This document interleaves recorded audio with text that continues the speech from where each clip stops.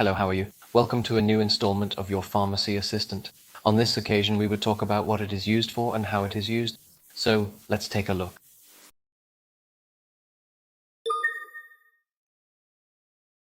Hi everyone. Today we are going to explore two medications that surely ring a bell: Dextromethorphan and Ambroxol. These are very useful for fighting the common cold, but do you know which one to use and when? Let's find out. Let's start with Dextromethorphan. This buddy is an antitussive, meaning it helps us calm that dry and persistent cough. You know, the one that keeps you awake or prevents you from doing your things? Well, that's what Dextromethorphan is. Let's move on to Ambroxol. This is a mucolytic, which means that it helps us to thin and eliminate the phlegm that accumulates in the lung. It is perfect for when you have a cough with phlegm and you need to clear the airways to breathe better. Are you interested in knowing how they work? Here it goes. Dextromethorphan acts on our brain, reducing the urge to cough. On the other hand, Ambroxol works directly on phlegm, making it thinner and easier to expel.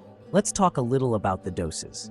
With Dextromethorphan, for adults, it is usual to take between 10 and 20 milligrams every 4 hours. Ambroxol, in general, is started with 30 milligrams 3 times a day, and then it can be adjusted according to what your doctor indicates. Watch out for side effects and precautions. Dextromethorphan can cause a little dizziness or drowsiness. Ambroxol can sometimes cause stomach discomfort. And super important, do not mix these medications on your own.